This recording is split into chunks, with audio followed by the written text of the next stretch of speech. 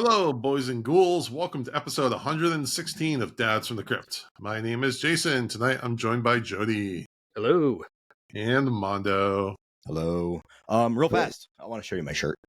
It's very important. Oh, this is good for podcast. Well, you can read what it says, Jason. Give me full size or give me death. I think he's talking about candy. It is. We are recording it. He's talking about candy. You can't see, so it could be anything you're asking for full size. No one wants if you're gonna insert something into an orifice, it should be full size. I'm just saying. We're off to a great start.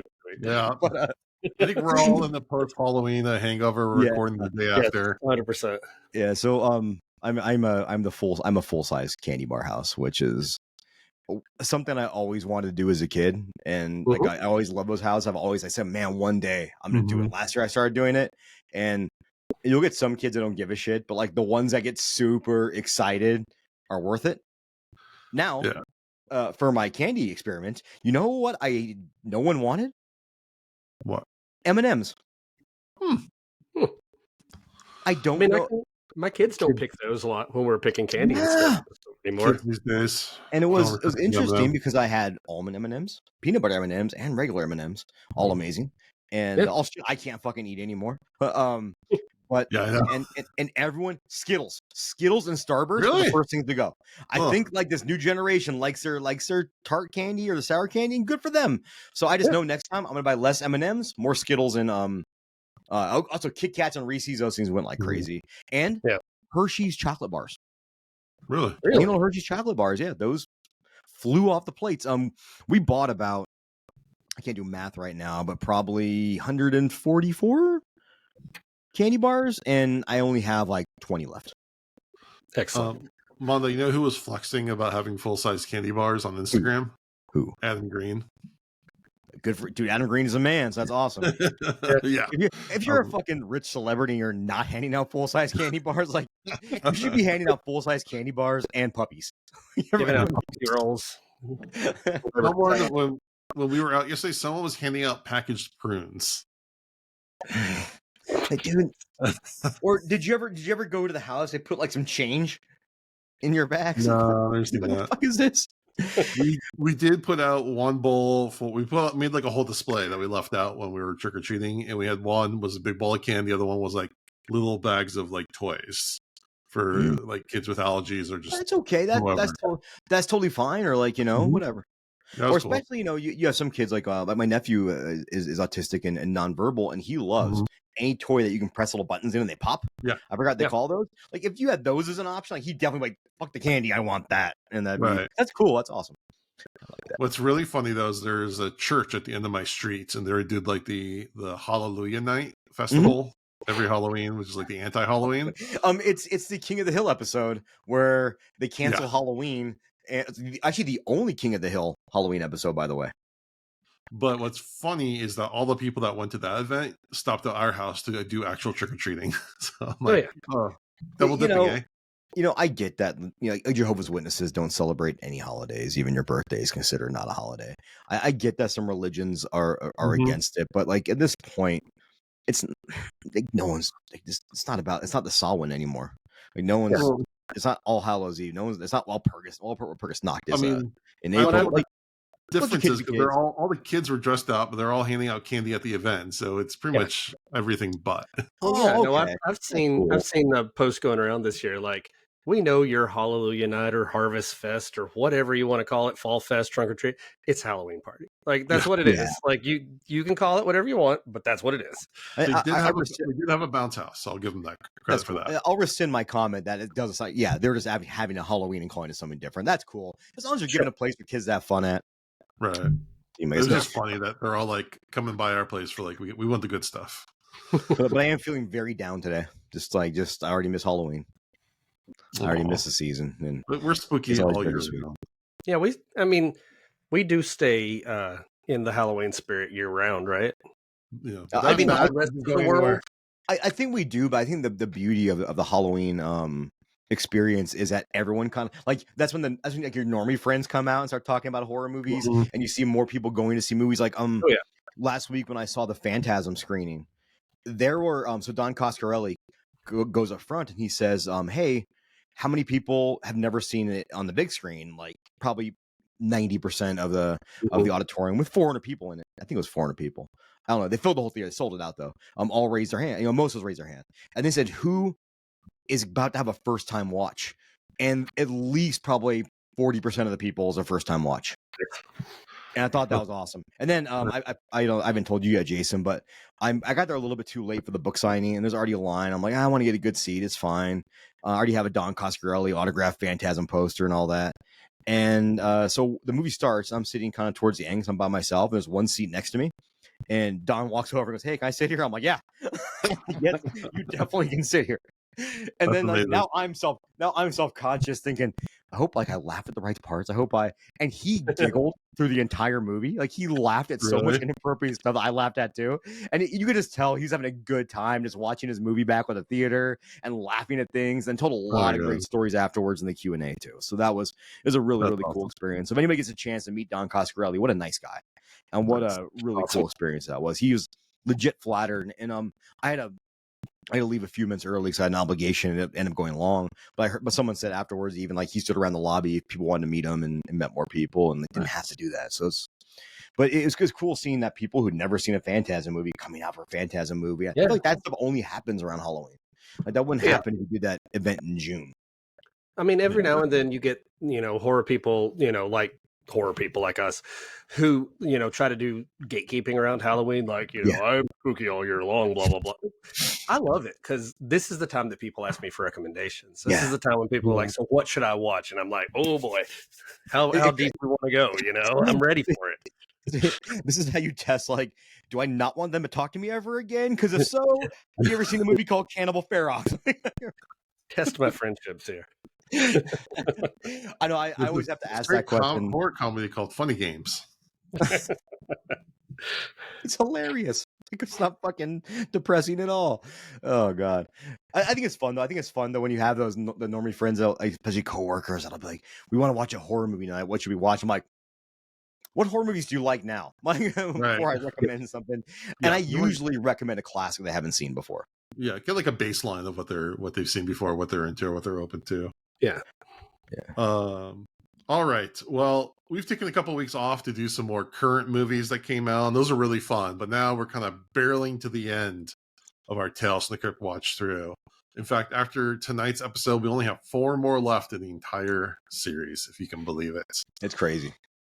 But we promised Dads from the Crypt will go on. There's plenty more anthology TV shows and movies to cover, and we'll have some exciting guests, as always, lined up.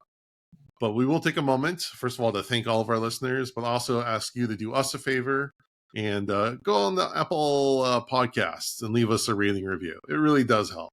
Liking, subscribing to our YouTube channel if you haven't checked that out. Actually, I just released a video I made visiting some of the Halloween filming locations nearby. It was really fun. And if you watch it on YouTube, it's unedited. So you get to see all the fuck ups I cut out of this audio podcast you're listening to. You get to see all the ridiculous stuff that happens before and after the show.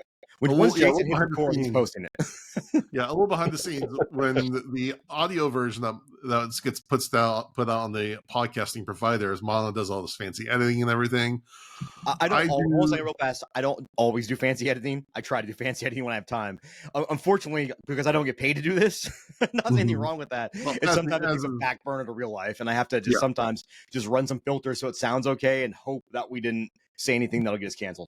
Not that we would anyways, but you never know. But for the YouTube versions, unless there's something really egregious, I just put it out as is. I just chop off the beginning, chop off the ends. I now want Jason to have a list of all the stuff he's had to cut out of episodes. I can't really, unless there's a technical issue. I don't think I've cut out anything. So, well. But yeah, go check out our YouTube channel, give it a like and subscribe. We really appreciate that. And also maybe tell a friend about the show, all those normies that you talk to that are looking for a new podcast. Thinking out loud now that we're 116 episodes in, I think our infamous origin episode in which the Golden Knights got beat by a Canadian team, and I'm pretty sure I offended everyone in Canada. I cut out 40% of that podcast, I think, when I released it, because That was before we did YouTube. So well, and also it was so new that we were so new that like I was worried about an off-color joke and someone not. I think now that people who listen to this probably know us well enough. Anyone subscribed to our Patreon probably knows us well enough, know where our convictions lie. But I think we should I think we should release the unedited version of that for our Patreon subscribers. Maybe on Patreon, yes. Only on Patreon. So if you guys are hearing this right now and you're like, should I get their Patreon? You might be able to hear the most off the rails episode we've done, which is saying some shit. But no, I don't think we'll ever release our chopping mall. Watch along. That one I deleted the file, like immediately deleted the file. I think I have a backup somewhere. I disclosed my net worth and how much money I make a year, and so did Tommy. Yeah, we start going places. Like it got weird. It went some weird places. We should do. I mean, just again thinking out loud again. We should do another watch and chat though. But maybe I just didn't realize how hard it would be to watch a movie and chat and like that, especially a movie I haven't seen because I'm a very active listener or watcher of movies. So I realized how hard it would be to do that and record at the same time. It was like trying to do, tap your head. We don't record the next one. It's just we watch it with our Patreon friends, and they want to watch it and jump in, and we'll do some stuff in the future. Yeah. But yeah, tell a friend about the show. It all helps out. We appreciate everything. Well, while you're checking out all the social media, if you have series or movies or anything like that you want us to cover, drop a line. Let us know. Yeah. Email us, Twitter, X, whatever. Yeah. We do, and we put out quite a few polls to our Patreons about things like that. So if you really want to have a direct voice, that's the best way to do it. Yeah, absolutely. Even at the $1 tier, that just gets you in the door. Yeah, we're all ears right now, and it's we have some ideas lined. We have some ideas what we want to do after we're done with Tales from the Crypt. But like, you know what? Like someone might have a crazy suggestion for something. We're like, that's what we're doing. Yeah. So yeah. All right, but tonight's. We're traveling back to June 21st, 1996 to talk about Season 7, Episode 9, Smoke Rings. Rings, W-R-I-N-G-S. Jody, give us a plot synopsis. All right, so I'm going off the top again this time, because this time I just wanted, it's been a while since we've done a Tales episode. I didn't want to be sitting there with a notepad taking notes the whole time, and so I just wanted to watch it and absorb it. So I'm probably going to miss stuff because that's what I do when I don't write it all down. But we start at an ad agency. See, I'm already struggling. Daniel Craig comes in. I don't remember his character's name. Barry. His name is Barry, and Barry basically applies for this job having no experience, nothing really, credentials, anything like that. He's an ex-con, and he's gotten out of prison, and he basically gets a job just based on vibes alone, I think. Like, I guess she just decides, okay, sure. And as we see in the rest of this episode, there is a reason. We'll get to that. But he gets this job and immediately starts shooting down some of his coworkers' ideas, saying they're too boring. And his boss name is Jacqueline. Let's see what you can actually do. Like, you're great at being the guy who tells the other guy that his ideas are bad. What are your ideas? That's when we find out that Barry is actually in league with her former business partner, who is kind of running this whole scam behind the scenes. Who basically lives with Freddy Krueger in the boiler room. Like, yeah, right. Yeah, no, he's like down in a sewer, like the Ninja Turtles. Him and Freddy Krueger are roommates. Yeah. But he says he's got this little device, this little machine that, it basically makes you desire things, right? I was never 100% clear what the device did. It makes them open to any suggestion, kind of. Right. Yeah. And that's why later, what I'm sure we'll get to is when like he showed them condoms, like, oh, we have to do this right now because they're open to the suggestion. Yeah, he takes the device and he makes a presentation to his boss, showing these really boring pictures, just like of a mountainscape with the company name underneath. But he's using that device at the same time. So no matter what it is that he's trying to sell, it works like instantly. The coworker and the boss, Mondo just said, it shows, it says condoms underneath, and they immediately start like making out on the couch. So this is very effective. Well, Jackie makes out with Frank. Yes. Not Barry. Frank is kind of the stalwart, the old marketing guy, and he's mad at Barry because Barry's just shitting on all of his ideas, as he should be. Like, man, what a dick! Yeah. Like, just get a job in day one, like shitting on someone's ideas in front of their boss. Fuck you. I hate those people at work. They don't have any of their own ideas and just keep talking about terrible everyone else's. And they also do a very flirtatious relationship, obviously, because she invites him over and yanks him back by the hair, and I'm like, yeah, like I wouldn't have said no to that.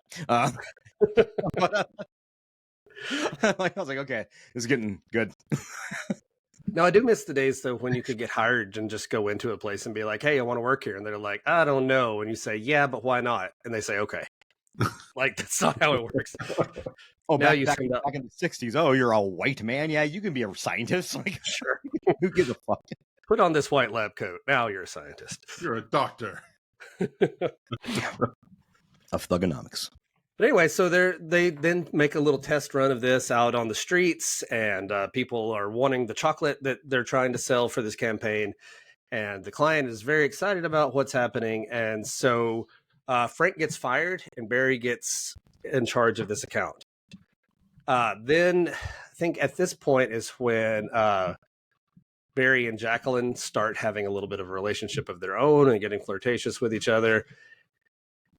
And the next step in the plan, though, is to take this device and influence Frank to kill Jacqueline.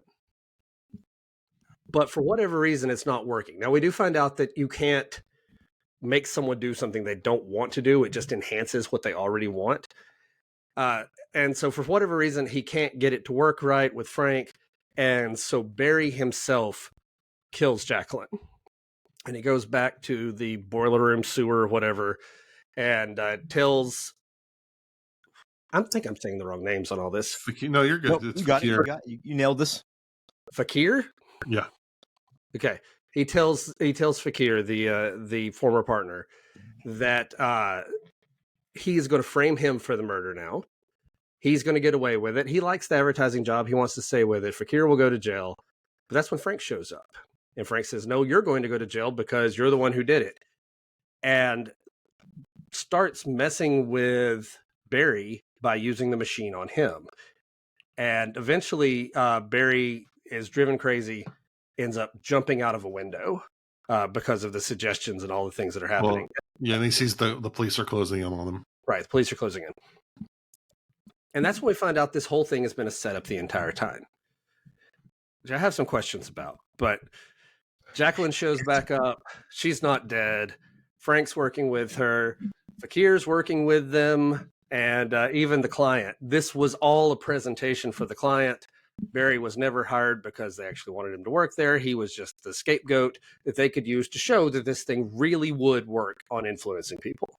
You have to see how far it go, because the one that Barry was using made like a noise, a buzzing noise. Right. But that was an intentional noise. They have a silent version that they were using on him without him knowing about it. Did either of you guys hear that noise and pause the TV and have to look around and make sure that shit wasn't coming from your house? Oh yeah, no, that's the kind of sound I hear, and I start like testing all the light bulbs. Yes, the light bulbs start making. In here.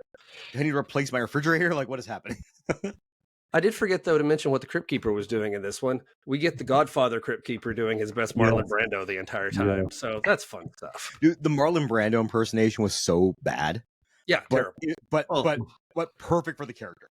Right. Yes, 100%. I'm also surprised it took them 7 seasons to do a Godfather parody. Yeah. But yeah, that's it. They Daniel Craig's character is dead at the end, and everyone else has been in on it the whole time. And when I say I have questions, though, was Barry so influenced that he thought he murdered somebody who he didn't? Because he was covered in blood. See, this is where I'm having some confusion about it. Barry... Okay. Hold on a second. I think did he kill Fakir? I think he killed Fakir. That's why he was covered in blood. No, he came to Fakir. He killed Jacqueline. That Fakir guy's kind of a fucker. Yeah. But yeah, no, he killed Jacqueline instead of getting Frank to do it. And he came down to Fakir's dungeon covered in blood. Oh, saying it's done. That's right. That's right. Saying it's done. But then Jacqueline's there just fine at the end. So where did blood come from? Here's my thing with this episode. Yeah, if you think about it too much... I didn't even think about it too much. Like, that was pretty quick going. I didn't think about that at all. Like, I not put two together. I'm an idiot. What are you going to do? But with this cast, it's just you can't. The cast is so good that you just watch them do anything. Oh yeah, no, I we'll get to it in a minute, but I overall enjoyed this episode. That was a pretty weird moment. Like I got a little confused by the end. Really, is what I'm saying. It's also one of those episodes too, and this I'm fine with this, but we're like the plan has to go perfectly, right? It's like jigsaw levels of planning manipulation. But yeah, it's such the cast. Daniel Craig, young Daniel Craig, his eyes are just so piercing, and he's just like so magnetic. 10 years before he became Bond, right? Yeah, at least, yeah. So he's just baby Daniel Craig. Yeah, so he's just like so captivating in this. I thought I hadn't seen him in anything, pretty much. I actually saw him in Munich was the first movie I remember seeing him. Even that was like 10 years after this. And not a knock at all about any of the other actors, but he was definitely the best actor on that set. I mean, he was. Well, let's not forget Denis Lawson, who plays Frank, fucking Red 2/Wedge from Star Wars. You know, Wedge also appears in every Final Fantasy game. What's up? So in every Final Fantasy game, you'll find characters Vix and Wedge. Oh, really? And they're two of the pilots in Star Wars. Which is even more interesting because he is the uncle of Ewan McGregor, who was in just a couple episodes ago. Real fast, there's a fucking fly in my room, so you see me randomly grab at the camera. It's good. I'm going to catch this fucker. I'm going to smush it in my hand, and then I'm going to be very disappointed at life. I like the cast actually quite a bit. Yeah, that was a good cast. And also very interesting. I didn't realize this, but this was directed by a woman named Mandie Fletcher, who did a lot of the British TV. She's most known for the Absolutely Fabulous, the movie. But this is the second woman to ever direct a Tales from the Crypt episode. The first being Mary Lemper in the first season. That's kind of depressing. Like we're 7 seasons in, man. Yeah, can we ask Al about that one? Until this, I thought Mary was the only one. So I'm like, wow, we just doubled in the amounts. Jeez. Progress. Hey, Monda, what did you think of this episode? I actually like this episode. I wasn't expecting much when it first started, so I was like, God damn, it's one of those whodunit episodes.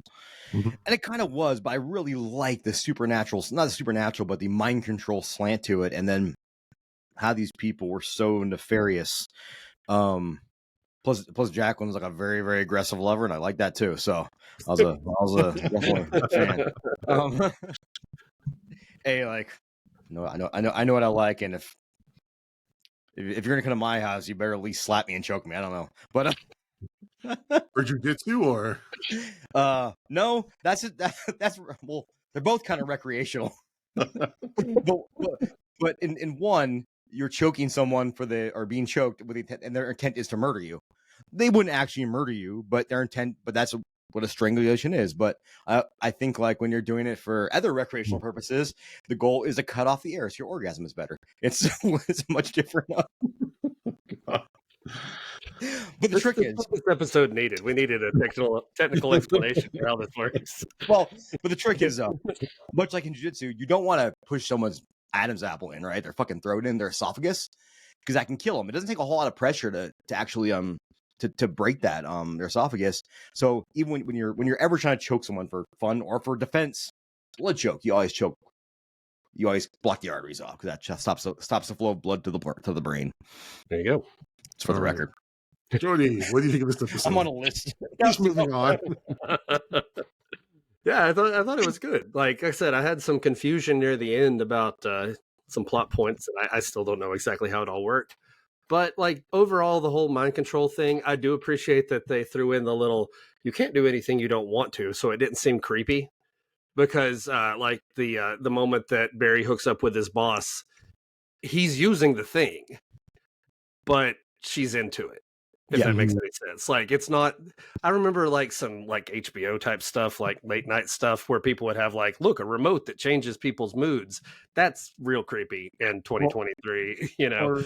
Or like the love potion episode where it's like if you fall in love, you like don't want to be in love. Yeah. Yeah, that's there's like a seed, or like him wanting to kill her. There's like, there was a seed of desire of him wanting to do that thing. Yeah, it's one of those things where I think if you're allergic to peanut butter, you can't make someone eat a spoonful of peanut butter. But yeah. So I did appreciate that because it kept it from being creepy with the whole like, mind control part of it. But I mean, really, what made this episode more than anything else was just Daniel Craig. Like the moment he appeared on screen, like I was in for everything else that happened. He's such a good actor. He's got this energy to him in this, you know, kind of this scrappy, like, I'm trying to survive. I don't want to go back to jail. And I found something that, you know, he thinks he's good at. So there's this kind of nervous energy to him the whole time, but also he's very confident. I thought he was great in this, and it really made the episode. Yeah, I agree. I wasn't knocking Denis Lawson or No. I'm not going to try to pronounce Jacqueline's actress's name, so I'm going to butcher it. Lemper? Lemper? Something like that. And I apologize. I just don't know what that is. But I just thought Daniel Craig, though, was just, you could already see his acting chops were fantastic. And I thought it was actually star quality. Yeah. And this was a well directed episode too. There's some good shots.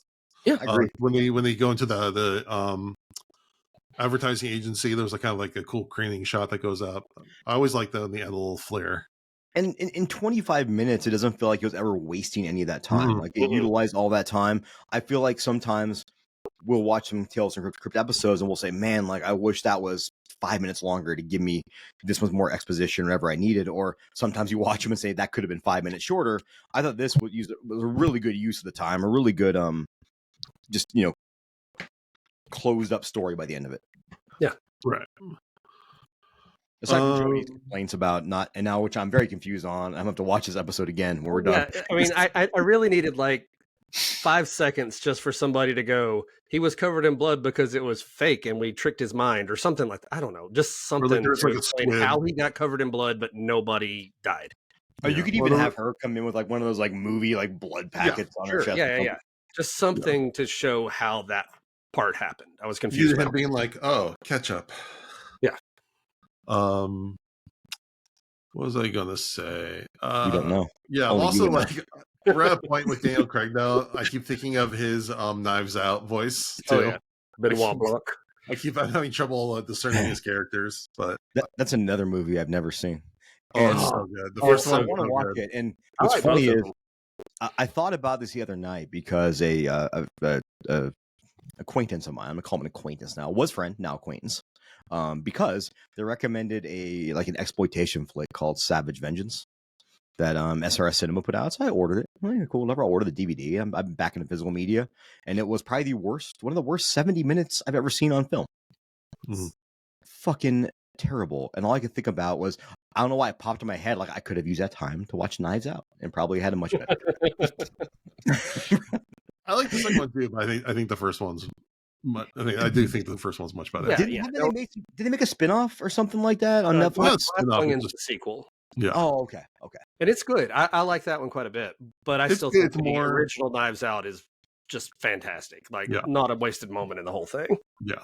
Nice. The second one just veers more towards like blatant comedy at times. Yeah. Where the first one just keeps it pretty serious, but in the fun way. But yeah, so I guess we say we're big Daniel Craig fans. Again, Munich is a great movie, and he's really good at that. Yeah, Munich's very, very good. Love his character in that movie.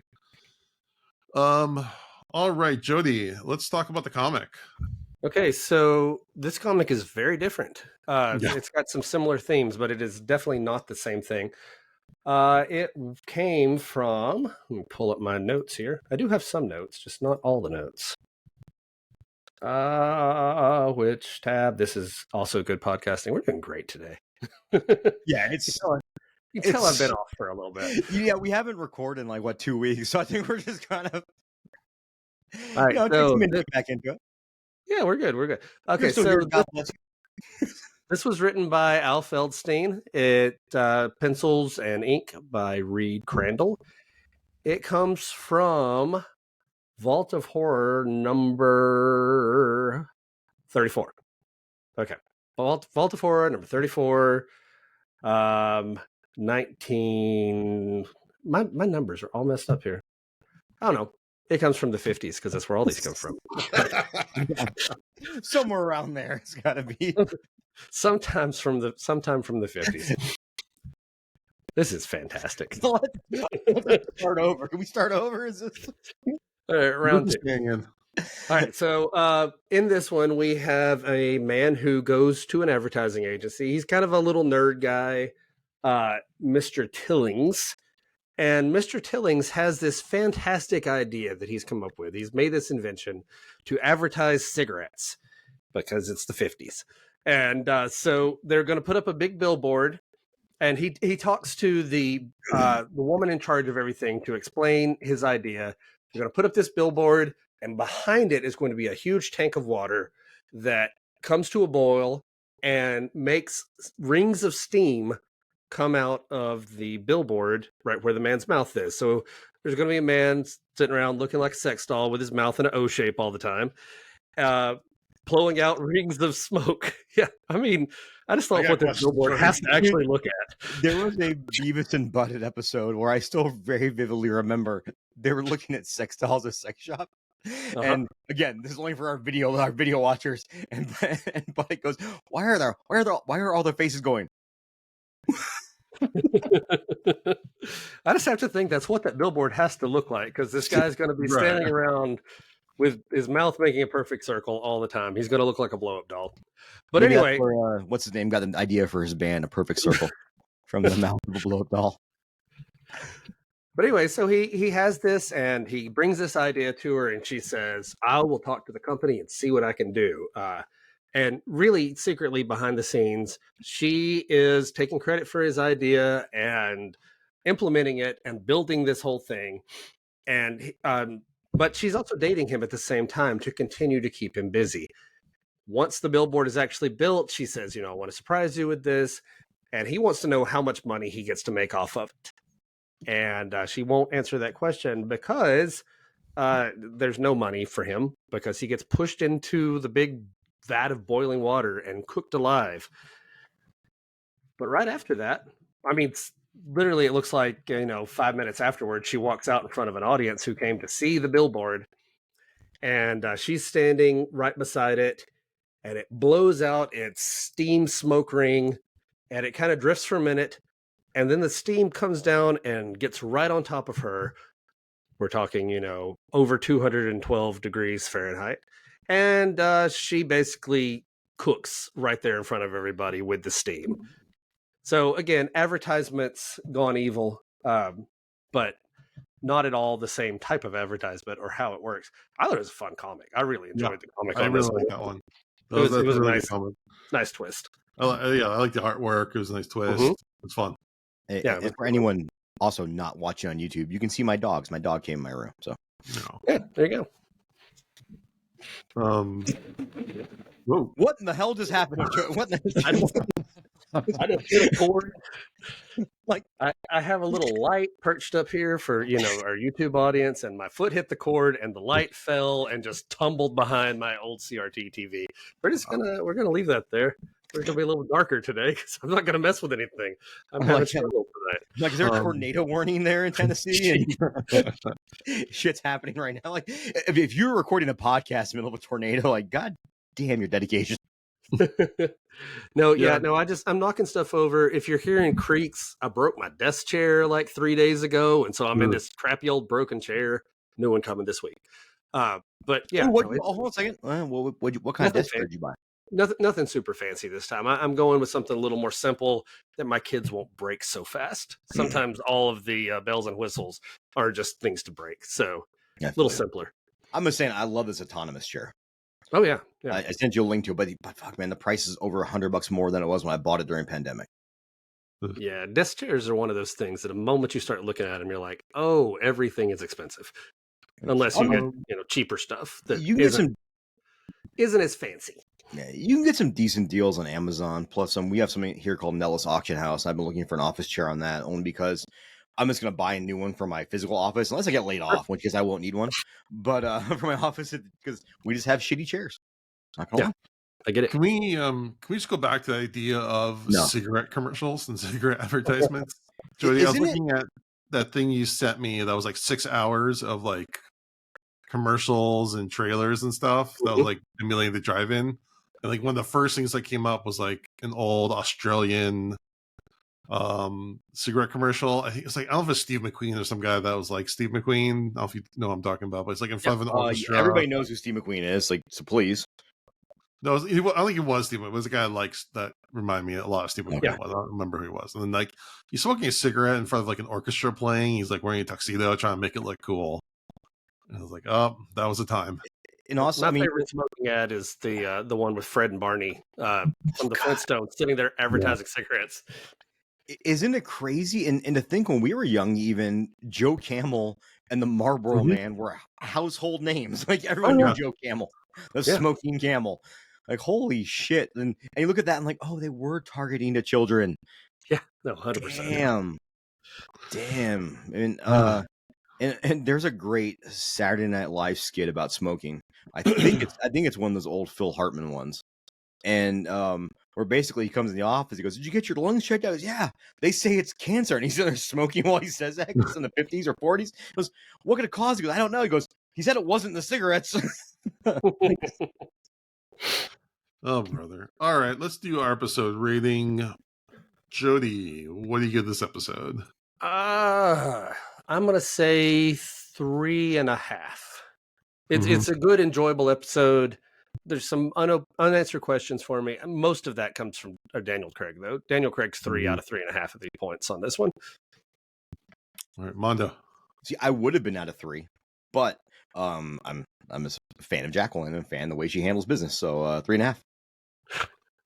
Yeah, I'm right in line with you guys. 3.5. The Daniel Craig factor just really makes it very watchable. It's one of those ones where if you like shuffled the cast and took him out and just put someone not as magnetic as he is, it would have been not the best episode, but sometimes the performance really is what makes it. I mean, that's a lot of good television, right? And good movies. Exactly. It's sometimes you're given a not so great script and you knock out of the park and people love it. Other times you make the Nightmare on Elm Street remake and get someone like Jackie Earle Haley, who's an amazing actor, and give him the dirt worst to work with. And I bet he still elevated it. But I would have loved to see that. I wonder if you can get that script online to the Nightmare on Elm Street remake to see how much Jackie Earle Haley changed in it to make it less terrible. I'm just saying. Nah. It's still terrible though. Oh, it's terrible.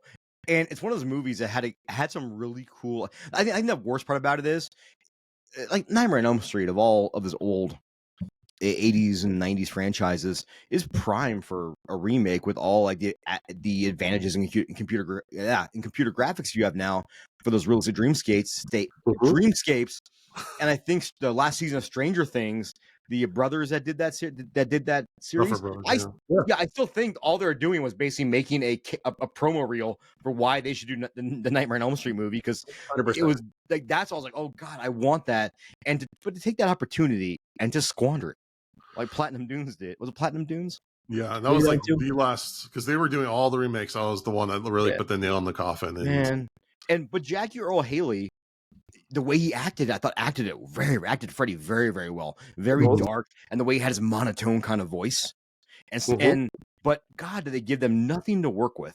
And the idea of micro naps, I thought was brilliant. Yeah, but the whole almost the entire movie is just like copy and paste. Dude, the whole fucking story of that movie is parents telling their kids, "Look, sorry, this guy was a fucking child molester and did bad things, you guys," and them saying, "You're lying. We're gonna prove his innocence." I'm like, that's some like reverse Sideshow Bob Bart Simpson shit there. That'd be like a Bart Simpson was trying to prove Sideshow Bob's innocent. I'm like, what the fuck is going on here? All right, Mondo, give us your song of the day. All right, I'm gonna get sentimental for one of 2 times on this episode. The second one's gonna be during dad advice. I have some dad advice, but not really dad advice, a statement. But so this weekend, this past Sunday, my daughter and I drove out to California to go see one of our mutual favorite artists, and one of my favorite artists in the world, Amigo the Devil. And we saw him in Jason's backyard at the Wiltern in Los Angeles. Jason didn't want to go. But I was like, I don't want to see him on that. He definitely didn't want to see me. Didn't tell me you were coming till like you're on the road.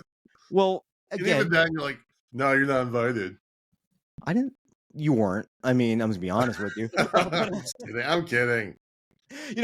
It's how rare is it that you get to go on a road trip with your adult daughter and go see a band you love and have a great time? No, my time was dedicated. My time was, the reason I really didn't tell anybody is my time was dedicated to her, and I don't want people to think I was blowing them off. But I had a great weekend, and just like anytime you get to spend with your children like that is just like embrace those moments when they're young, because they'll become further. They'll be further in between as you get older. But we had a great time and really bonded and had some good food and got to stand right up front. Like if you go to his Instagram page and you watch his video recap of that show, you can see us right up front just having a good time and singing along. And but and this is going to tie in later to what I kind of want to talk a little bit about in dad advice, or at least have a statement about in dad advice, is that there's a song he wrote, and every now and again, I'm sure you've heard a song and you've heard a lyric in there that just kind of like broke you, right? Like you heard that lyric and you're like, holy shit, like this person get into my brain and pull this out. And the song is called Everyone Gets Left Behind, off the album Everything Is Fine by Amigo the Devil. And just the reason why I love this song so much is the whole song is great. They have a lot of great lines. He has one that says, basically talking about when he was young, and he goes, and we learned that the worst of the world is in people we love. And growing up in a household with verbally and emotionally abusive parents who are drug addicts, that's like just kind of, man, like that hit me really, really hard, because I was like, yeah, like even the good times were, even every terrible fucking memory I have in childhood was thanks to people that I loved that should have been there for me. And that's what I love about Amigo the Devil, is he, like, all of his lyrics are just fucking hit home really hard in some places like that. And I implore everybody, like, I know I give a lot of metal recommendations. Amigo the Devil is folk. It's far from metal, but yet he does whatever he wants to do, which makes it kind of metal as fuck, and which is cool. And then they had a couple openers to the silent comedy. They had this guy who played mandolin, guitar, bass, and banjo, and made me want to just come home and burn all my instruments. I'm like, holy shit, this guy is great. They were great. And then Nate Bergman opened up, and you see this guy come on stage that looks like he would be if Dale and Brennan from Step Brothers had a baby. John C. Reilly and Will Ferrell. And then he sings, and you hear this voice come out of him that's like, oh my God. And especially when you hear that in a live setting. And then also Daniel Rodriguez, who was a second singer-songwriter that played, and all just fantastic artists. So I would say check out all of them. Again, all non-metal, all, I would say, pretty accessible. And it's cool to know that the first time I saw Amigo the Devil was that tiny little bar here called the Beauty Bar. And he played out back because when they were open, they had a lot backstage, and there's maybe 30 people, maybe 50 at most here.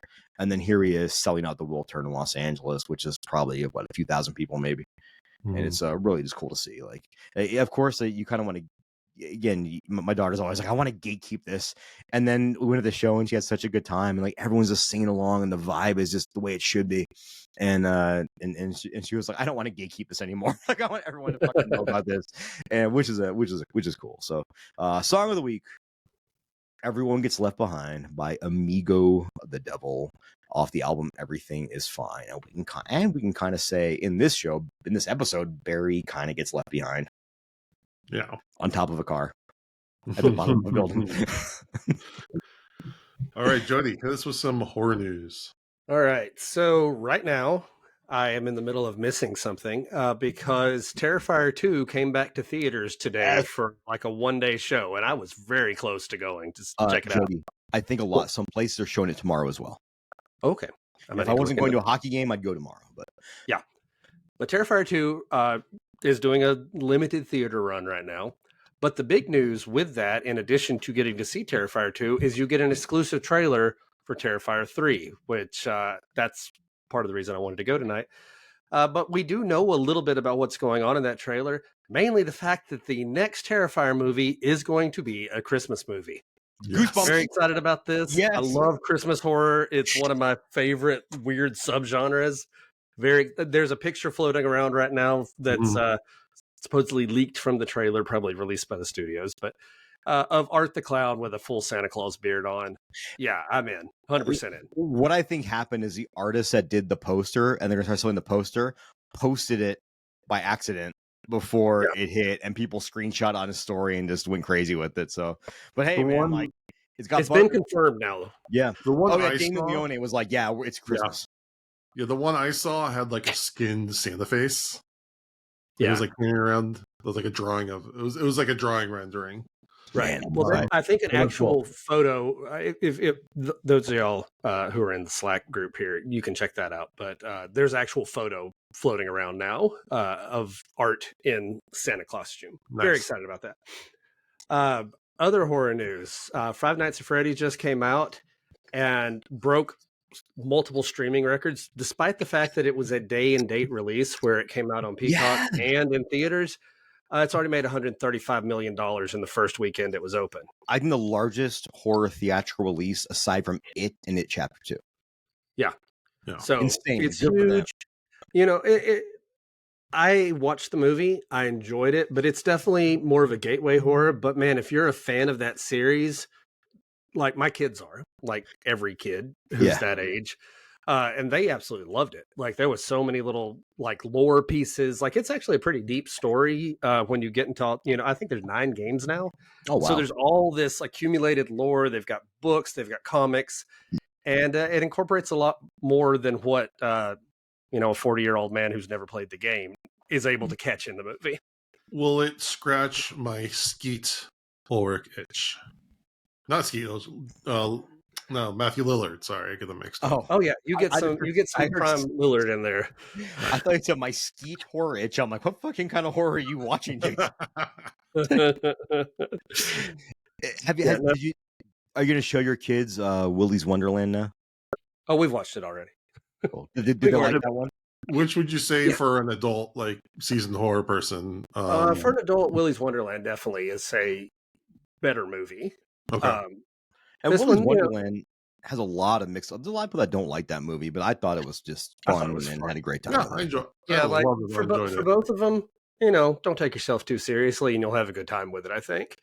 But I can understand why somebody might not be into Five Nights at Freddy's. But either way, a lot of people are into it, and it's making a ton of money. So good for them. And one thing I noticed this Halloween season, I guess we didn't get a ton of like theatrical horror releases. I mean, we had they all came kind of early because of the Taylor Swift kind of like came in the middle of the month. I get that though, but I think part of Five Nights is Freddy, and it was a PG-13 or PG-13. Yeah, and I think, it's a very accessible PG-13. I watched. Awesome. My 7-year-old was sitting on the couch watching it with us, so I think there's a market for more of that, and especially around this time because people want a horror movie they can take their kids to, especially younger kids. Like you might be able to take your teenagers to see Terrifier 2, but I wouldn't take your younger kids to see that. And but you know what I mean? Though there's a big market for that, and it just shows like how much stronger those horror movies do during the Halloween Halloween season. I was gonna say the holiday season because this is my holiday, but our holiday. All right, other horror news. There's a movie that Mondo and I both saw at Chattanooga Film Fest this year, Onyx the Fortuitous and the Talisman of Souls, made by our good friend Andrew Bowser, aka Onyx the Fortuitous. It's going to be coming to Screenbox November 14th, so you just have a couple more weeks before you can check that out if you haven't caught it on the festival circuit. Also, Phantom actually is releasing it widespread in theaters for 1 or 2 nights only. Oh, nice. So, and I would say this is one of those movies that benefits from a crowd. Like I think seeing the Chattanooga Film Festival with this crowd that is laughing at everything made it so much more fun. It's not going to be for everybody.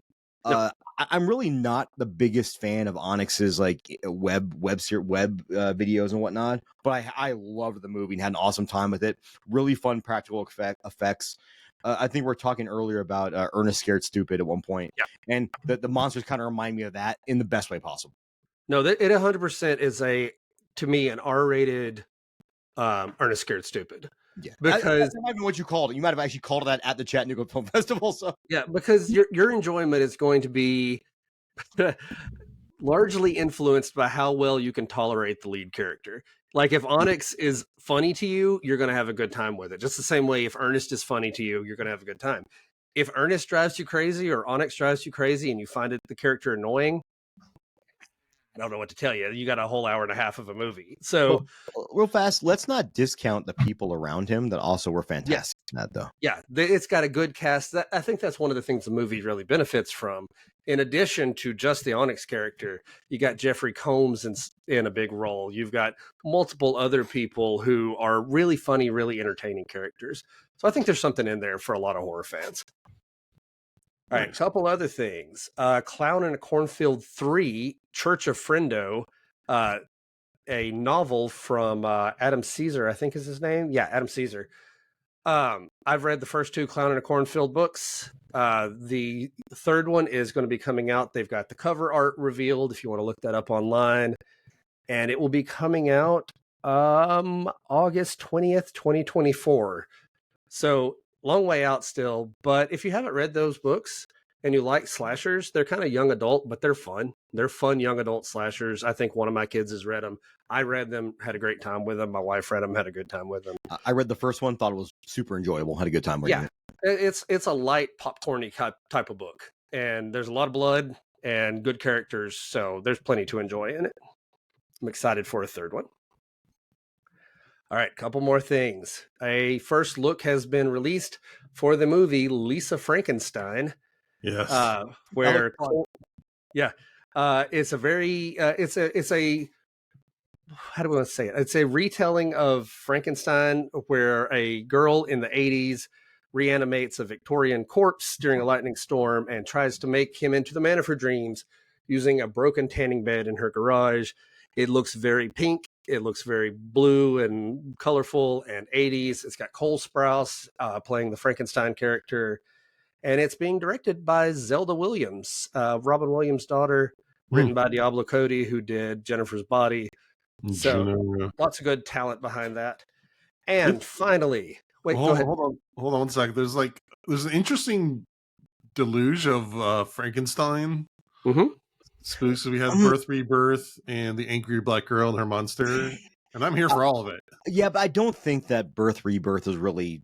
I doubt they used Frankenstein for the inspiration on that one. But the Angry Black Girl and her monster definitely was Frankenstein's fire. I listened to an interview with the director on The More Deadly with our friend Rachel in Ariel, and I think they did reference that was like there are at least parts of it that were.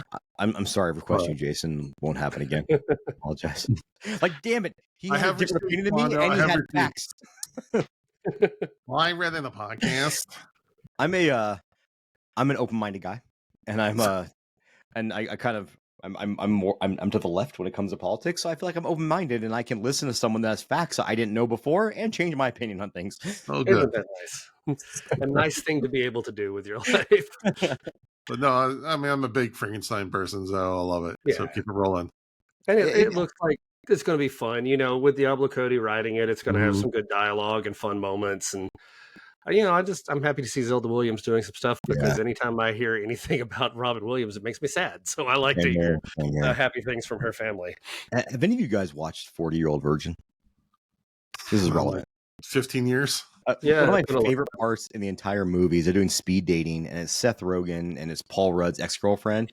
He's like, I'm tired of you fucking with my friend and fucking being a bitch to him. And she goes, I blocked his number, and he found my number. He's come to my house, and all these rails on all these creepy things he does. And Seth Rogen goes, well, that's new. Well, I did not know that, and I am sorry now. And I just love that scene because, like, he's like, oh, you have presented me with new information, and now I have to change my original opinion, and I apologize for the mean shit I said to you. You don't see it very often in life or in movies. Yes. All right, last piece of horror news. This episode will come out on November 5th. Also coming out on November 5th is the Treehouse of Horror 34. This year's Treehouse of Horror coming out after Halloween. It's happened a couple times. In a row? Never mind. I think it's 37. It is, but I'm not going to remember that joke in 3 years from now. Conversation. Mondo, I'm sorry I'm correcting you tonight. Oh, Jason, have you seen the physical Clerks box set they're coming out with? And it looks like the fucking stopping. Oh, dude, it's awesome. I'll send you a link to it. Everyone should check it out. If you're a fan of Clerks, which I'll be honest, all 3 were good. Third one made me cry like a fucking baby. Yeah. And everyone should watch. I mean, whatever. Like, I actually think that the first one's probably the most inaccessible, where the new ones are, I think, more accessible. Well, yeah, we can go on the whole tangent on Clerks, but yeah, that's a very influential series to me. We can do a Dads from Leonardo spinoff. Jody, are you going to talk about They Follow? Oh man, I forgot to write that one down. The thing I'm actually the most excited about, they just announced coming soon, it says. I don't know what that means. but a sequel to It Follows called They Follow. Same director, Micah Monroe, is coming back as the lead again. I loved It Follows. I still love It Follows. It's a fantastic movie, I think. And more of that, yes, just whatever. I want more. I love It Follows, except for like the last maybe half hour or so. Like the ending I thought was really messy, but I loved everything else. I love the whole concept. It's the ending's just fine, Jason. You're just being an old grumpy curmudgeon. Yeah, I'm a little grumpy man, but that was one of the I'm here for. This is one of those movies I never thought we would get a sequel for. Yeah, it's been a long time. Like I think 9 years since It Follows came out, so I'd kind of figured it was one and done. But especially knowing that the original director's coming back and Micah Monroe is coming back in that lead role, super excited about that. I remember the first time I watched that movie, because the thing can shapeshift. I felt like every scene I was like scanning the background, trying to figure out what was happening, what evil thing was out there. And it's just fantastic. I love when a horror movie engages you so much that you can't look away from the screen. And I feel like that was one of those movies for me. So I'm hoping for more of that in this sequel. Yeah. A couple other things. Did you see Michael Dougherty is now saying that he has a great script for Trick or Treat too? The thing about that is he says that about every year. Well, I just feel like we're not making Halloween. It pops up. So I'm just saying, like, fuck it, dude. We're here for it. But yeah, I want to do it. Something like that. Fucking do it. And I feel like rumors of a sequel to Trick or Treat have been coming out for as long as Trick or Treat's come out. Yeah, but also in horror news is the excellent series 30 Coins. On HBO is coming. By the time you hear this, the second season will have already been on streaming, or at least a couple episodes. Yeah, I think the first 2 are out already. And it's got Paul Giamatti in it, who's the best, and he has a movie coming up, not horror, called The Holdovers, with the director from Sideways, which Sideways is a fantastic film. Yeah, you guys haven't seen it, and so I'm really excited for that. For the one non-horror movie, I'm really excited for it's that one. Where are we in Chucky season 3? We're at the mid-season break, I believe. I think we got maybe. I think it's 5 episodes in. I think.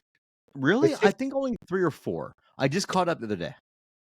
Okay, so the season has been awesome. That was my next question because I caught up on season 2. I haven't watched season 3 yet, but so it is good still. Yes. Yeah. Okay. Oh yeah. No, this is one of those series that I have been constantly surprised by how good it is. Yeah, there are 4 episodes out now, and I think they're taking a break for a few weeks, and there'll be more coming in 2024. So my wife. Hold on. So we have to wait till. Yeah, there's a mid-season break somewhere in the middle of it because of the writers and actors strike. It kind of messed up the schedule a little bit. And it is streaming in real time on Peacock. So the day the episode airs, the next day Peacock has it. So unlike last season, I think they waited till the end of the season before they put them on Peacock. They did, which was really nice. There's also an amazing scene. Jennifer Tilly goes to prison, and somehow they let her. Sorry, spoilers. But they somehow let her wear like a little short cut off like prison outfit with some fishnets and some heels in prison. And that's now a thing for me. Yeah, so now is a good time to catch up on Chucky because there won't be any new episodes for a few more months. And so watch what's out there right now. Well, there's nothing bad in that series. Like that series is fantastic. No, I love the characters. It's right to be.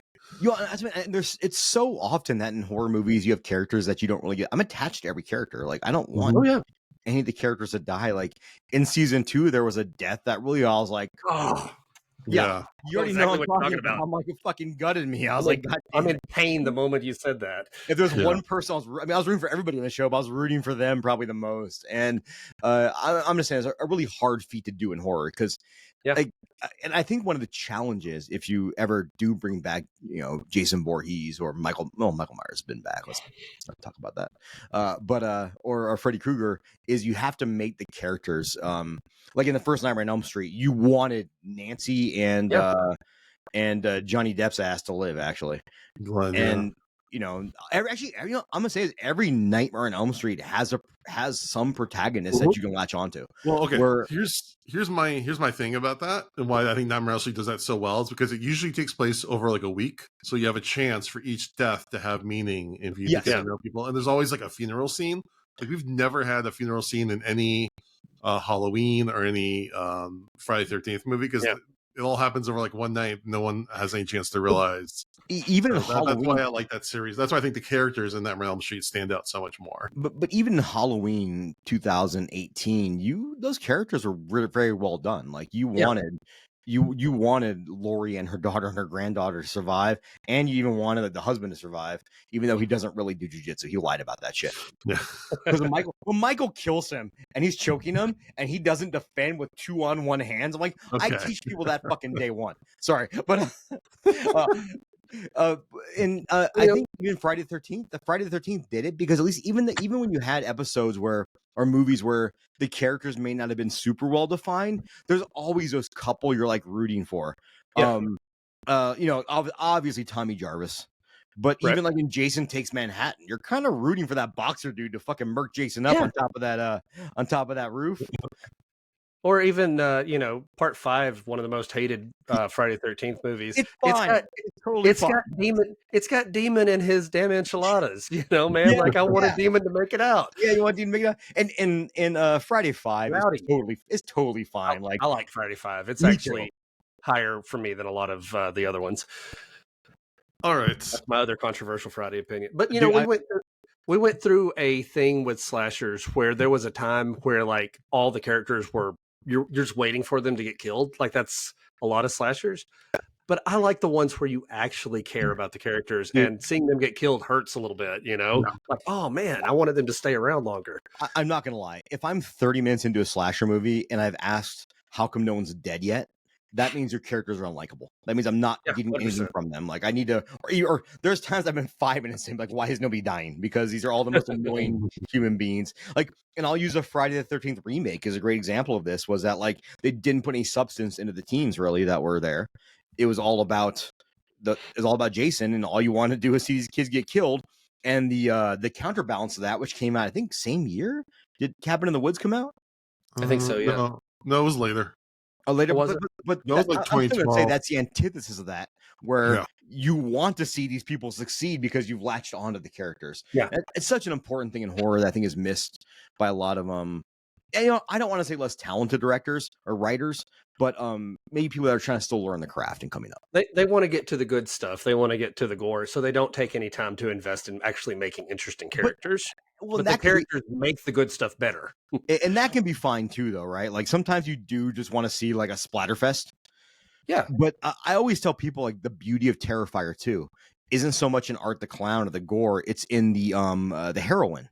Sierra. I like her. She is what's her name? Laverna is her last name, I think. Phenomenal actress, and I think she's so wonderful in that movie. And by the end, like, I didn't think I'd be rooting against Art the Clown, and I'm rooting against Art the Clown because I want to see her fucking kill him because she's such a good and her brother too, for the most part. Like I like him too, actually. Yeah, I was invested in him too. All right, Jody, do we have any more horror news? That's it. I'm done. All right. Let's move on to the Patreon pit. Our Would You Rather for the week. Would you rather have dinner with Hannibal Lecter or Patrick Bateman?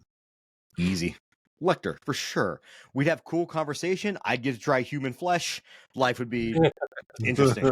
Whereas Patrick Bateman, the whole time, you'd be like, he's like a socially awkward guy, right? Like, you got to think about it when you're watching the movie American Psycho, or reading the book. So much dialogue is going on in his head, and it has to be a moment where someone asks him a question, and they have this weird, awkward, like 30-second silence while he's answering the question in his head first.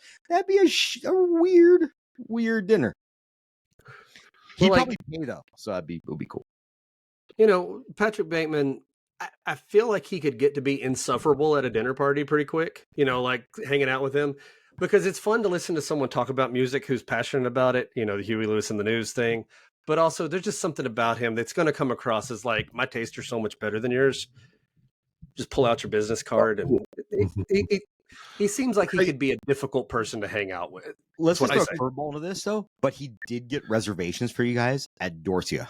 Exactly. That's true. I was going to say, it depends on where you're going to dinner.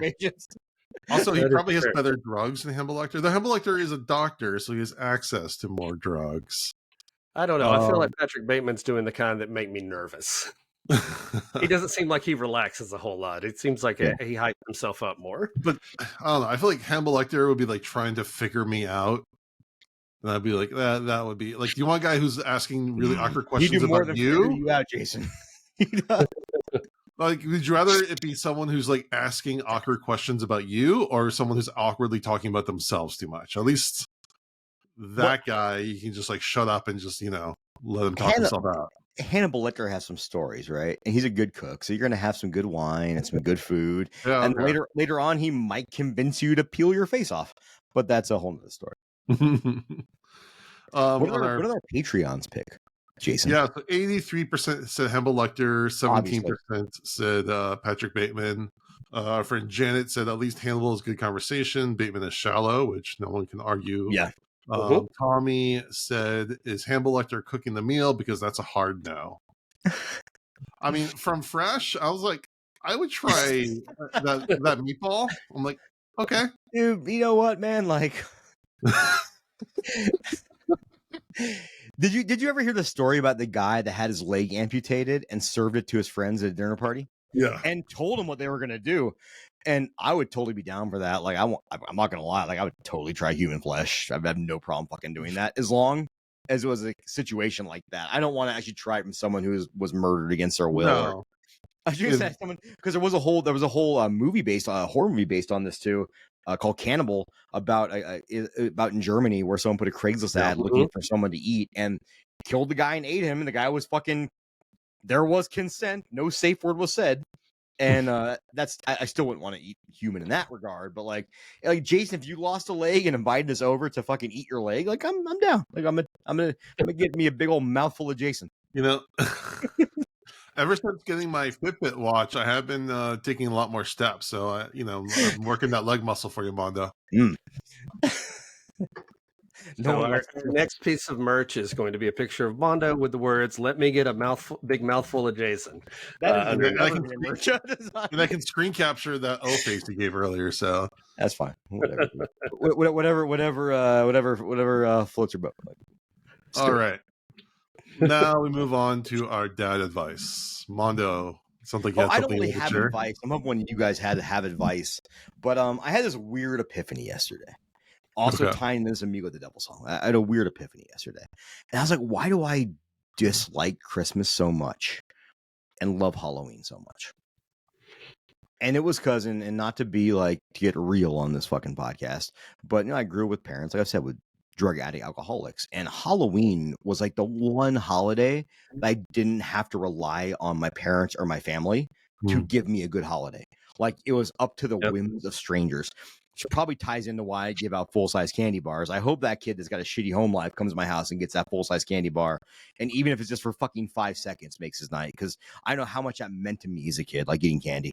And I just truly think that, like, but the point of this, though, is that, like, you can really, no one can tell you what, like, I had a lot of teenagers show up yesterday, and possibly a 40-year-old man. I couldn't tell if he was 12 or 40. He'd have been at home in any, like, high school slasher film from the 80s.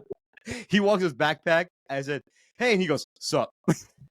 Took a candy bar and goes, "Thanks, bro." I said, "You're welcome." I don't fucking know what just happened. Was not dressed in costumes, had his backpack. But you know what? I don't give a shit, dude. If you come to my house and want a candy bar, you're getting a fucking candy bar. I had one adult dressed like a police officer, and him and his daughter came up, and he goes, "Ooh, can I grab an M&M's?" I'm like, "Fuck yeah, dude, you get an M&M's." And then he saw inside my house, which a lot of my wife's artwork's in there, and I have all these Nightmare on Elm Street posters. And he goes, "Holy shit, I love the inside of your house." I said, "Dude, this is my house year round." And he goes, "Mine's the same way." And we didn't like exchange numbers or anything. And I'm just gonna be thinking about that guy now until I die, because I'm like, maybe we could have been friends. Yeah, but he was dressed like a cop. He knows where you live. He does. He does. But he's also dressed like a cop, and that is also, now I think about that, that's kind of maybe he was just a cop. But he did have kind of short shorts on, so maybe he was Lieutenant Dangle, in which case I'm game. I'm game. But my dad advice really is, and I want you guys to chip in too, and like maybe figure something out. I don't know, but like, dude, don't be the gatekeeper of Halloween. Anyone that comes to your door gets fucking candy. Give them fucking candy. If an 18-year-old kid is out trick-or-treating and not wearing a costume, I don't give a shit, dude. They're out having a good time, man. Like, I think us at our ages, actually, let me ask you guys a question. At what age did you stop trick-or-treating? I don't remember. It's definitely around middle school. I was never a biggest trick-or-treater, but partly because in Oregon, it was pretty much always raining on Halloween growing up. So like you would trick-or-treat up down the street and then yeah, it was always raining. So you just kind of trick-or-treat up your street really quick before you got too wet, and then you just went and dried off the rest of the day.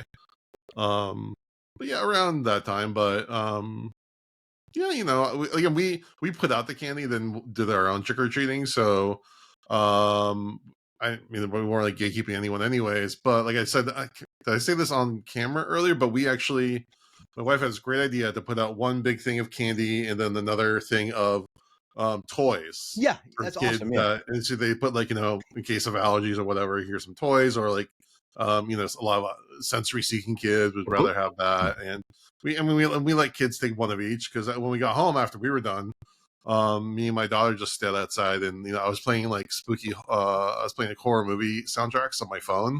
Nice. And she was just there like talking to people, and she's the most social kid I've ever seen. Like she'll go up to anybody and make friends with them like instantly. And we happen to be like, you know, sometimes when you're trick-or-treating with kids, you know, like sync up your route with some other random kids. Yeah. There's this girl who's probably like 2 years, maybe 3 years older. She was with her mom and her grandma. They're walking, and then we all just started like walking kind of in sync. And then Nora and her became like best friends by the end of the night. That's awesome, though, dude. We like exchanged that's so cool. We exchanged numbers. So like, you know, I was like, that's so cool.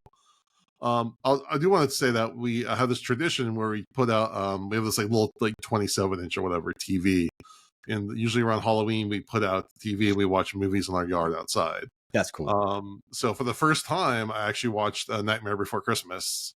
The whole thing. I've like seen bits and pieces. It was like on TV or whatever. I never sat down and just watched it. And you know, if I can say any movie, there's probably 2 movies I've seen more than any other movie in my life, and it's Lion King and it's Night Before Christmas, because those are my daughter's movies growing up. So we watch those every fucking day. Yeah, and and they loved it. And then, but I didn't realize it was so short. So I was like, well, we got time. Let me put on one of my favorite movies growing up, which was Abbott and Costello Meet Frankenstein. It was also a short movie. Jason shows them raw. No. So my son wasn't too into it. You know, the black and whiteness of it and all that. He did like some like the physical humor, the Abbott and Costello humor, but my some daughter, of that stuff, especially nowadays, is a lot. I mean, even when we were young, when you're young, I think a lot of that stuff's very difficult to get into. I still think that movie. I still say that movie holds up extremely well. Oh, I know those Abbott and Costello movies have ridiculous, like just goofy humor. That and some goofy stuff just is timeless. Yeah. So me and my daughter watched the whole movie outside, cuddled up together. That was really fun. Well, I think I'm trying to talk my wife into doing this Halloween outfit. By the way, she was Tiffany Valentine this year. It was a great night. And next well, next year I might try to get that prison jumpsuit. But I said would be a great Halloween costume would be pretend like you're sitting on a scale, like a old school scale, but the other side is a duck. And you can be a witch from Monty Python and the Holy Grail. Nice. There you go. Okay. Oh, you mean like the teeter ones? Yes. Okay. I think you meant like the ones at the doctor's office that had like the counterweights. Yeah. Yes. Exactly. That's what not that one, but no, like the actual scale, like the justice, like the Lady Justice scale. I think that'd be awesome, because that's one of my favorite movies of all time. And that scene in that movie in particular, when she has the witch's nose on, and someone goes, "You look like a witch," and she goes, "They dressed me up like this." And the crowd's like, no, yes, a bit. I love Turn me into a newt. I got better. Yeah. But yeah, so your question earlier, I think I was probably sometime in middle school too. I do distinctly remember one year trick-or-treating in a neighborhood where an older lady it's a lady who we're aware of, like we knew her. But she came to the door and would say, "Trick or treat, ho, ho, ho, trick or treat, ho, ho, ho." And I don't know if she was just confused or enthusiastic, but we were having a good time. She was having a good time. Everybody was happy. But yeah, my kids went trick or treating this year, and I've got some that are getting to be middle school and a little bit older. But if that's what they want to do and they want to go out and trick or treat again, like absolutely, I'm never going to tell anybody like don't go do that. That's the kind of fun that it'd be kind of nice at 42 years old to be able to reclaim a little bit of that fun again. Dude, if a fucking group of adults, actually the neighbor across here that just moved in, she came over to get candy, and I was like, fuck yeah, dude, like yeah. Like come on, man, like it's I look at it as when we were younger, especially like you're too old to trick or treat, like fuck dude, like hold on to that as long as you can. It's just beautiful times, and is what it is. Alrighty, while we were talking about that, I thought of some great like dad advice, and I just fucking forgot it as I started talking again. So I feel like it was poignant and would have been fantastic, and now it's probably would have moved some people to tears. It might have been, dude. Could have brought about world peace, but we lost it. I'm just gonna say, man, like being at a concert with my favorite artist and plus my daughter's favorite artist, and I just couldn't stop looking over and just seeing how happy she looked, and that's like all you can really ask for as a parent. It's like the best time ever. To occasionally have those moments. I've been going through this a little bit recently too, where I've been doing something with my kids or hanging out, or just like my wife just came back from a trip to Canada. And so my youngest daughter, while we were gone, her big sisters were out of the room. And so a lot of times she would come lay down with me when she was ready to go to bed. Doesn't do that much, normally. But she'd lay there and she'd fall asleep on my arm, which would be going numb. And I'd just be laying there thinking, this is just like the best possible life right now. Like just being with my family and getting to do these cool things and being around these kids. It's the best. I love it. Like I love seeing them happy. I'll stand in so my daughter is only 5'1". So the joke's on her, and I felt really bad about this, but I think I said this before, but she was like 5'1" in middle school, and she's like, fuck, I might be as tall as dad, and then she just never grew another inch. Which is kind of my life was too. I was like 5'10" in high school or in middle school, and just never grew anymore. That was just the end middle of school. Middle school was my stopping point. I got to 5'11" and a half. I wanted that half inch, never got it. I mean, who doesn't want a half inch? Like an extra half inch can go a long way. But I'm standing, but she wants to be against the rail. I never thought about this. Like if you're short, that's the best place to be at a concert, right? Because you can see everything. You don't got to deal with. Is that another Sharpie, Jason? You've been playing with Sharpies the whole night. That's the one. The same one. Okay, they don't look black, and that one's red. What do you use a red Sharpie for? Is there? I don't know. It was just here.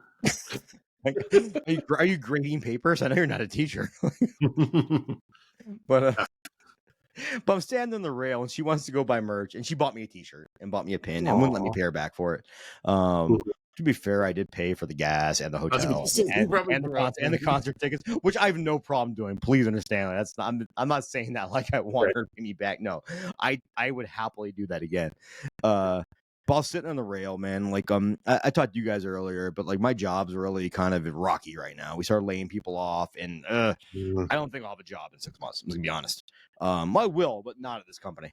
And I was there, man, and that's been bugging me so much. But I sat there and I had that moment of zen. Granted, edible induced zen, which is okay because sometimes though that makes your brain like think in the right manner. And I thought, man, like no matter what happens, I have the best fucking family. And I know they'll support me no matter what happens. I need to like get out of my own head and realize that no matter what happens, like I know they're gonna be right here for me, and I'll figure it out. And that's all you can really ask for, right? Like in life. Yeah. And then last night, my daughter went out on Halloween. She comes back this morning. She's 20. She can do it. I don't give a shit. And her car battery died. And I said, do you want to go take care of it now? Because you didn't take care of it last night. She said she's going to take care of it last night. And she told me, and I'm just going to say this on here, and I'll ask her later if it's okay if I keep this in, or because if it just cuts off right here, she said, no, I can't keep this in. If it doesn't cut off right now, then yeah, she let me keep it in. But she came home and she goes, I said, why didn't you take care of it last night? She goes, I had a little bit too much to drink and didn't think I should be driving. And I was like, fuck yeah, dude. Like I'm super happy you made that decision. That's a right decision to make. And just to a few parents out there with kids that are teenagers, like we're teenagers, we did stupid shit and drank and stuff like that. If your kid wants to spend the night at a friend's house because they've been drinking, don't be mad at them. They're making a great decision. Mm-hmm. There's a lot of adults that don't make that decision, and that's the right decision for anybody. And I was pretty proud of that. I was like, all right, I mean, I raised you okay. Nice. I'm gonna start crying on the podcast. Yeah, I know. Let's hold it in, man. We're gonna wrap this up. I remember I was young and didn't cry about anything, and now like I see a sad commercial and I'm like in fucking tears on the couch. Like, why did they not let the dog inside when you want to come inside? But now just think about it from the other side. You said you didn't cry as a kid. I was the kid who saw the commercials as a kid and got emotional about them, and so it just gets worse. I was the kid who cried at the end of every Godzilla movie because I don't know why they had to kill him. Yeah, man. To be fair, though, when I was a kid and cried, I got hit. So there was that too. But I just bottle that shit up in here and let it kill me inside. It's fine. I've worked through it. Oh, my mom did call me the other day. That was fun. I was looking through my blocked voicemails today. So my mom said, "Please call me." I was like, no, delete. You know what? If you have shitty family, you are not obligated to keep them in your lives. Just saying. Yep. Mm-hmm. It's ever fucking dad advice right there. I don't give a fuck who it is. You do not have to keep them in your life. I choose you guys to be in my life. Well, you guys are good people. I mean that. And God, it sounds very sarcastic, but I actually do really mean that. And what do you mean by good people, Mondo? I don't know, dude. Like in my eyes, you're good. I don't know. Do you do shit that I don't know about that you're bad? You don't know. I do some weird shit behind closed doors, but like nothing that's hurt anybody else but me. So, all right. On that note, my child's coworkers listen to this podcast. So I'm like, what? Which like it's funny. One of those things, like if you any people in your real life that say they listen to the podcast, I'm like, what? No, what podcast? Why? What?